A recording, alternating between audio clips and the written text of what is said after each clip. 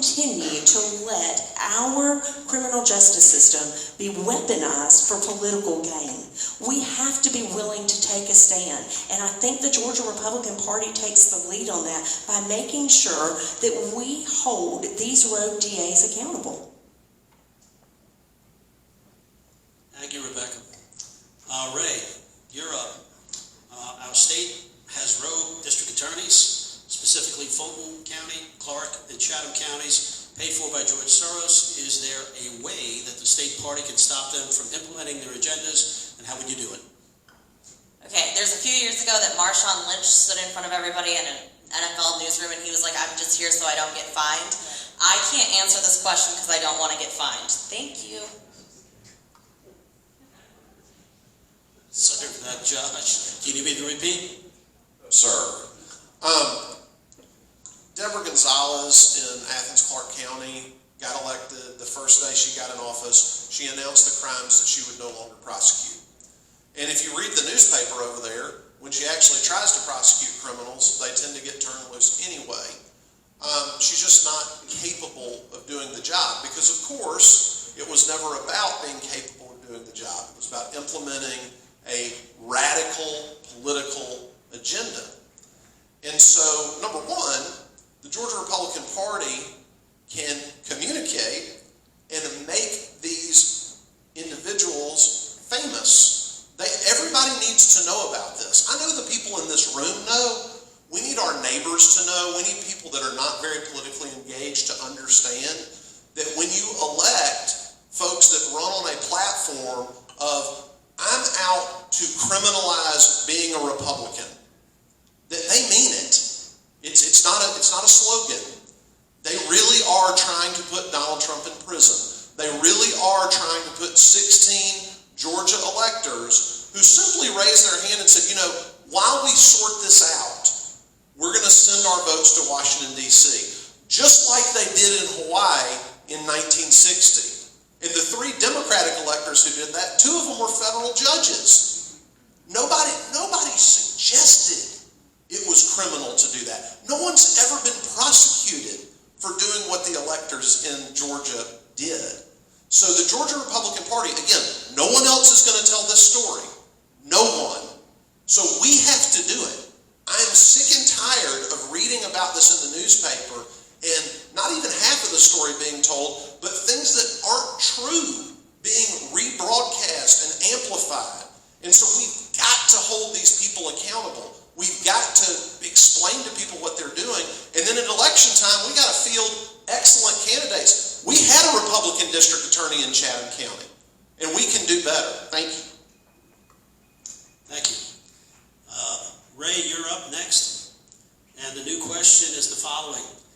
Democratic candidates for local elections in Georgia have access to specialized Democratic National Party state voter databases, and they receive personalized assistance and guidance in using these databases for targeting email, text, Facebook, and mail flyer communication. What should the state GOP do in response to this? And by the way, it's very inexpensive for the candidates to get. So the state's party has a unique database, and I can tell you a little bit about it because I worked for the Victory Project. The Victory Project was the campaigning arm of the state's party, and I can tell you that they have the information.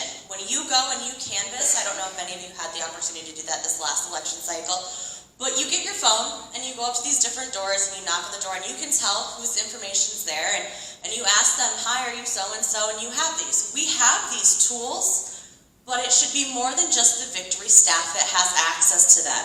It would make it a lot easier for the state and not just the state, but the county parties to do their own canvassing and to arrange their own canvass efforts if they had the ability to access Campaign Sidekick. Which, again, it's very simple. All the information is right there. From that, you can use it to, again, find Facebook connections and develop different activities. And like Mr. McCune said, you should be doing geo-targeting. These are all things that you have access to, you just probably weren't advised. Thank you, Ray. Josh, Democratic candidates for local elections in Georgia have access to specialized Democratic National Convention state voter databases, and they receive personalized assistance and guidance in using these databases for targeting email, text, Facebook, and mail flyer communication. What should the state GOP do in response to this? So we definitely need to make sure that our candidates have access to all the tools they need to be successful. And that includes excellent data on the voters they're trying to reach. And we need to improve the data that the Georgia Republican Party has. I will say one thing that has recurred over and over again as I've traveled around is people who were volunteering in the 2020 election, the 2022 election, have told me, I was using the Sidekick app, I knocked on a door, and that person had already voted. And so we've got to make sure the data is good. If the data's not good, we can have all the volunteers in the world, and we're wasting their time. We're wasting a very precious resource. And when people hear that, the feedback I've gotten is, I don't know if I'm going to volunteer next time if y'all are going to send me these houses where these people have already voted. So it's, to answer the question, yes to every tool possible for our candidates, but we have to improve the quality of the data that we have in real time. Because when you're going through that election period, you're getting that daily update on what's happening in terms of credit for voting. We've got to make sure that's incorporated in the data that we're using. Because otherwise, we can make it available to the candidates, it's not going to be that valuable to them.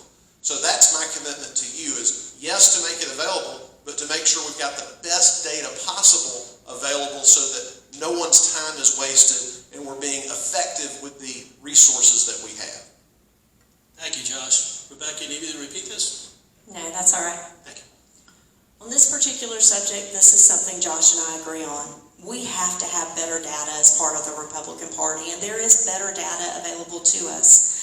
Recently in my district, there was a special House seat that was held, and there were several candidates who reached out to the Georgia Republican Party to get access. It wasn't that they were denied access by any means, but what happened was, because we only have 2 staff members, there was a severe delay in them getting the data that they needed. So when they finally got the data, the conversations that I held with these candidates said, what am I supposed to do with this data? There's no email addresses. We don't have cell phone numbers in here.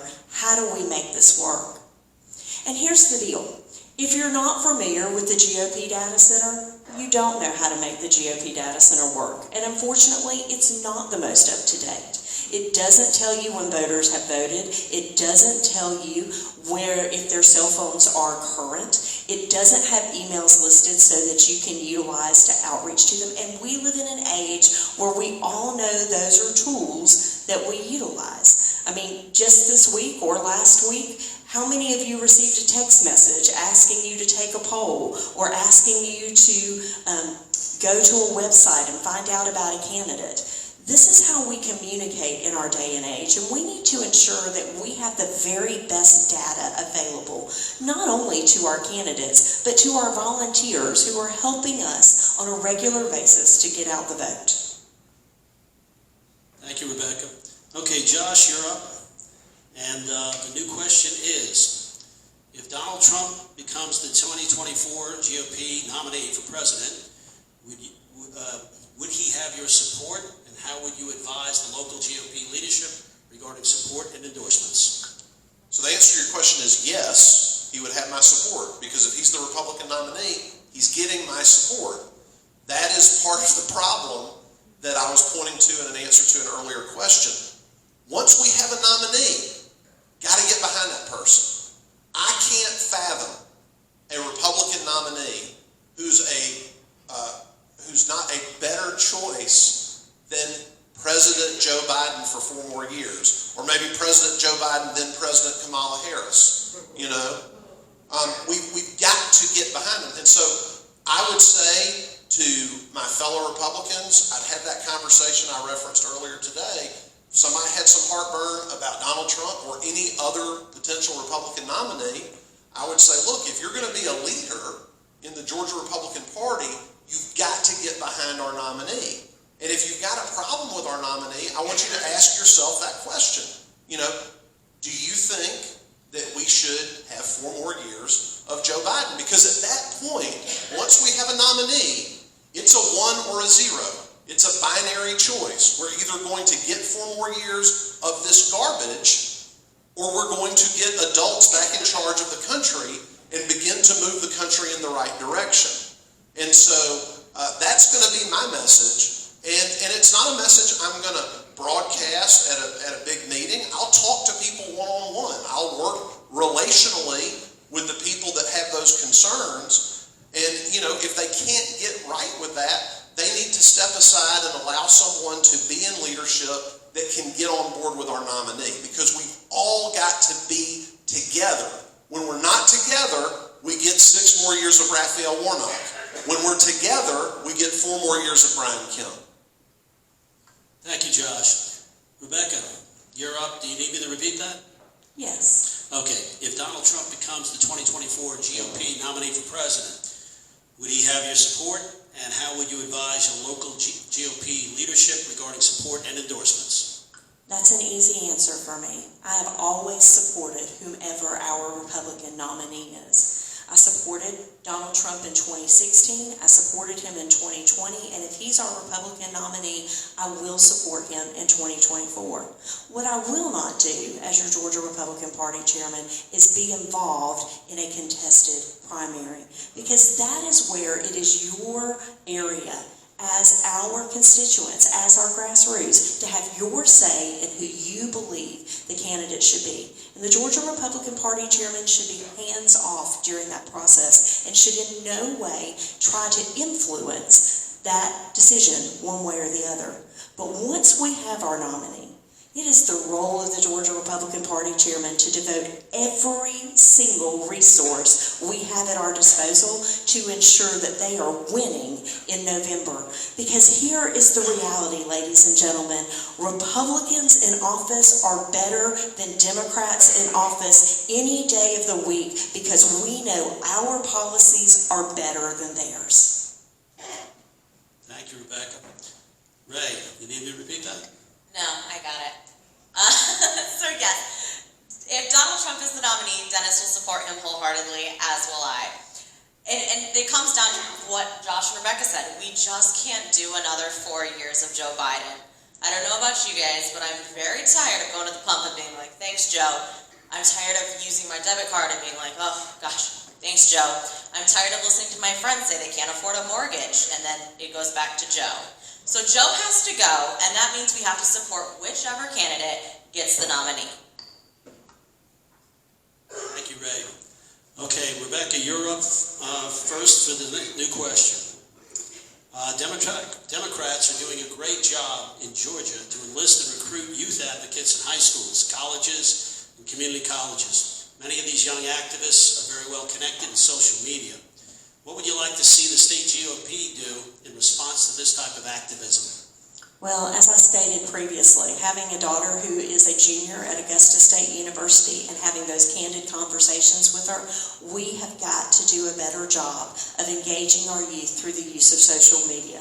They always have a cell phone in their hand. They don't put it down from the time they wake up until the time they go to sleep at night. It's how they communicate with their friends. It's how they get their information.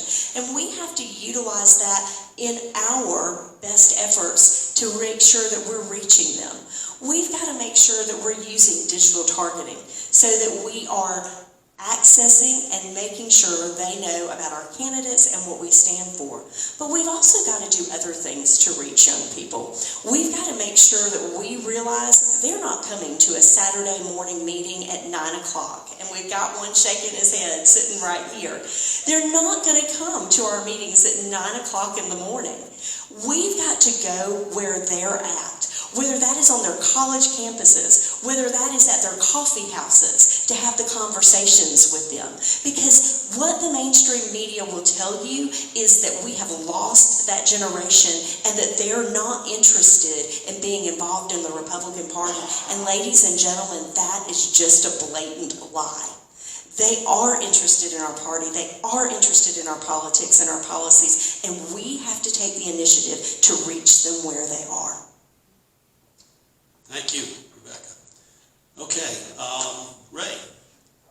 So, let me repeat it for you. Democrats are doing a great job to enlist and recruit youth advocates in high schools, colleges, community colleges. Many these young activists are very well connected in social media. What would you like to see the state GOP do in response to this type of activism? So one of the things that happened during this last election with Stacey Abrams and Brian Kemp is she used a very, very popular singer named Megan Thee Stallion, and she got on stage and she did this really weird thing where she twerked with her. I don't know if you've ever had the privilege of seeing it. Don't Google it. Don't Google it. And so one of the things that I thought was, oh my gosh, if that was my mom, I would be horrified. But this is a woman that's running for governor. That's just ridiculous.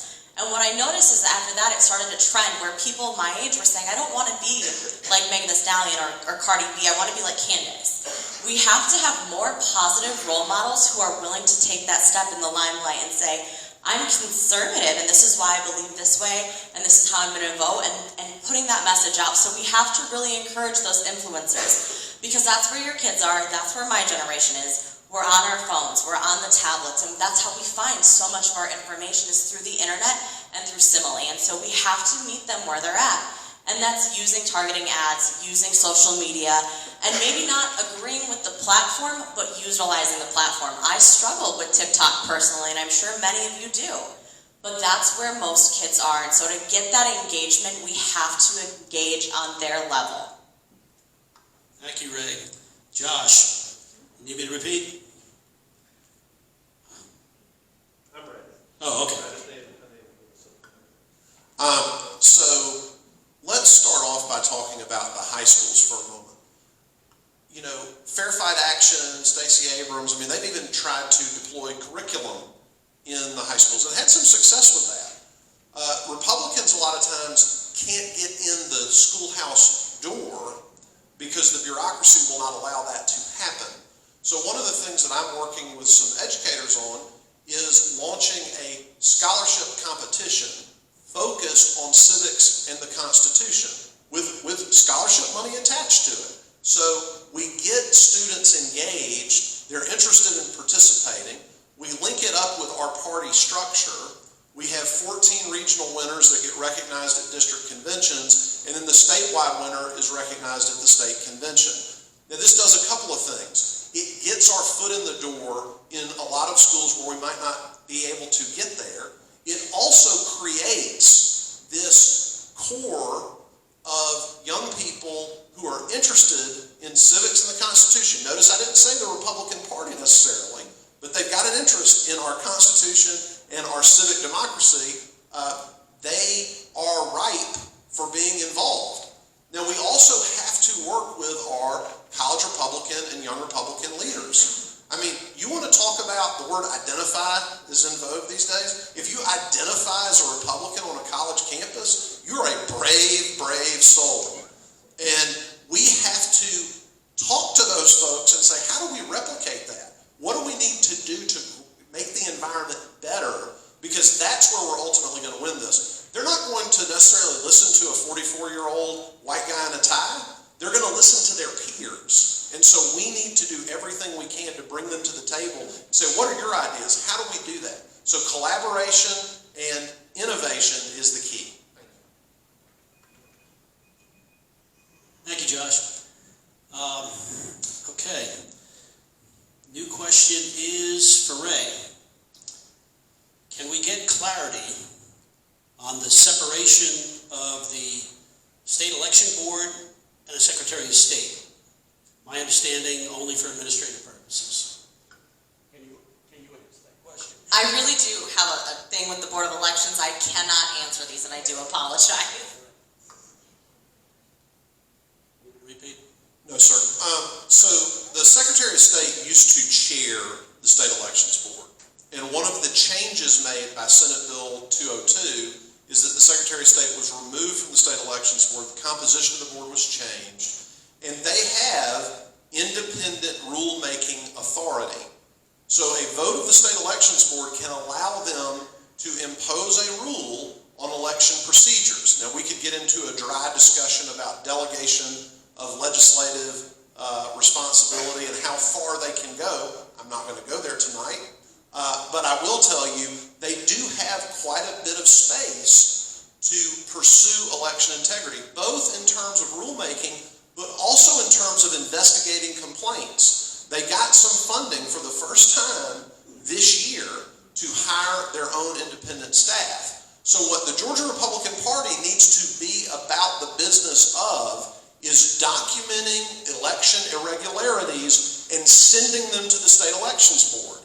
What I'd like to see a year from now is for them to say, there were so many complaints, there were so many legitimate, vetted concerns, we don't have enough resources to deal with them all. So state legislature, please give us some more money so that we can deal with them.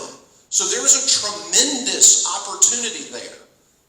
Also, just with, again, we talk about election integrity, we also have to talk about election voter data integrity, which is cleaning up our voter lists. And that's something else we can solicit the aid and assistance of the state elections board with. So there's a tremendous opportunity to leverage our existing election integrity task force, the great work they've already done, and extend it in this next 2-year period by not only training at our local level, but using that state elections board, putting information in front of them to make sure we're able to get election integrity further in our state.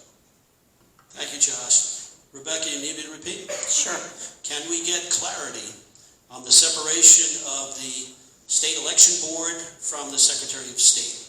Well, I think one of the best things that happened with SB 202 is that it separated the Secretary of State and the State Elections Board, because what it allowed is, many of you may or may not know that the Georgia Republican Party appoints a member to that State Elections Board.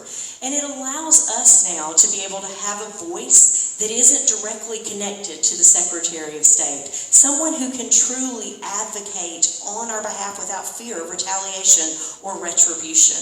And so that's one of the benefits of that separation of those powers. But it also allows us the opportunity to fight harder for the things that we desire, which is election integrity. And Josh is right.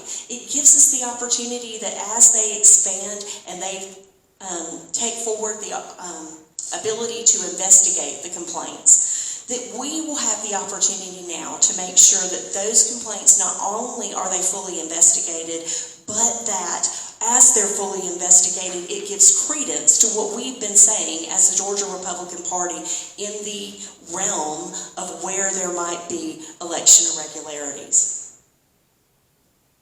Thank you, Rebecca. Okay, now we're up with Josh. You're in the lead on this one.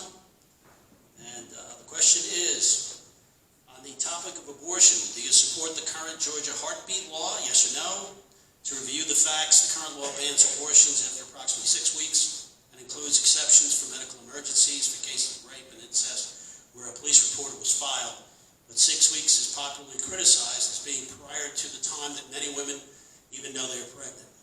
If you do not support this law, how would you lead the GOP party to change this? Yes, I support the heartbeat law. During my 8 years in the state legislature, I compiled a pro-life legislative record. You can check it. There's 8 years worth of voting history. But yes, I support the heartbeat law. I appreciate the governor's leadership on that, making that a first term, first year priority. And so I think that answers your question. Thank you. Rebecca, you need me to repeat? No, sir. That's an easy response for me, because yes, I do support our heartbeat bill. But I also believe personally that life begins at conception. Because what many of you in this room will never know is the story of my 20-year-old daughter, who when I was pregnant with her, I was told she would be born with trisomy 13, which is a horrible, debilitating disease. And I had a doctor who suggested that my husband and I should consider aborting her. Now my faith leads me away from that, and I'm grateful for that faith. But because of that faith today, I have a beautiful 20-year-old daughter who is a junior at Augusta State University, where medical doctors were incorrect in their assessment of how she would be when she was born. And because of that, she is on a trajectory to help people with her studies of radiation therapy and her love for the Lord. And so I support wholeheartedly our heartbeat bill. But I also am extremely pro-life because I've seen firsthand what it means to have to make that decision. Thank you, Rebecca. Ray, do you need me to repeat? No, it's a very simple answer. Yes, I support the governor's efforts, and I appreciate and applaud his work to get that passed in his first term. Like Rebecca and Josh both said, it's just not deniable. Pro-life means that you believe that from the moment of conception, that baby is a baby, and the safest place a child should be in its mother's womb. Thank you very much, Ray. Okay, now, Rebecca, you're up for this first. And this Like I'm new getting question, my exercise tonight. question says, what about this idea? Expand the United Republican Fund from $15 a month or $180 a year to a basic GOP membership of $50 per year, with $25 going to the local party and $25 going to the state party. The membership would follow the member if they move to a new county. I think we have to look at every way to fundraise as we go into 2024. And so I'm not opposed to revamping the programs that we already have in place. One of the things I have said and one of the things I have heard is that we need to look at the way we do the Georgia Republican Foundation, expecting that we have one set rate of $1,000 for everybody to pay, whether they can come to an event or not come to an event. What if we allowed our college Republicans to have a fee that they pay to be a part of our foundation? What if we allow young Republicans who are under the age of 40 to have a fee that they pay? We have to look at every avenue that we have at our disposal to raise funds for the Georgia Republican Party. And so I'm not opposed to reevaluating the United Republican Fund in a way that not only benefits our counties, but benefits our state party at the same time. Thank you, Rebecca. Okay. Ray, the idea is expanding the United Republican Fund from $15 a month or $180 a year to a basic Georgia GOP membership of $50 per year, with $25 going to the local party and $25 going to the state party. The membership would follow the member if they move to a new county. I don't think Dennis would be opposed to revamping projects like Rebecca said. I think we have to be realistic. Everybody's budget, especially in the Joe Biden economy, has been inflated, and that means that we have to be more wise and maybe save more in ways that we hadn't before. I know that for my YR chapter, we really struggled with setting a membership fee because there were certain members who could afford more and certain who couldn't, and so we kind of had to figure out that proper scale. I think that we have to do that at the state's level as well. We have to be able to come to terms with the fact that there's some inclusion and there's some benefits to being part of this group that some people who just can't simply afford. And so I think Dennis would be in the mindset that you kind of take what you get and you can work with that. Thank you. Josh, you want me to repeat this? No, sir, that's not necessary. I will say, as far as making the changes that are being described, I'd want to get some input from the state committee, from the state executive committee, make sure our stakeholders were comfortable with that. But I'm certainly not opposed to that change. I do think when it comes to fundraising, we have to be willing to make an ask of everyone.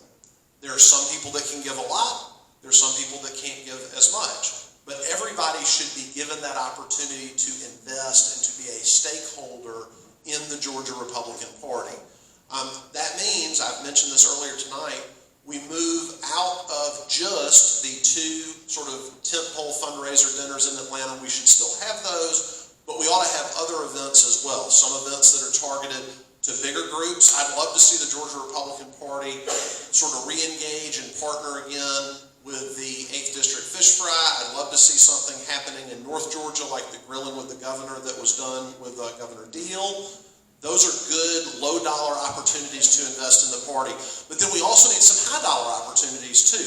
Exclusive events, small groups of people. You know, you really see that people want to have those conversations. When we have all these presidential candidates come into town, we could have a one-day conference, an opportunity for all those people to speak to Republican Party activists, but at the same time, alongside that event, set up opportunities for donors to have access to those candidates if they invest in the Georgia Republican Party. So there are lots of creative ways that we can raise more money in more places. We just have to be smart about how we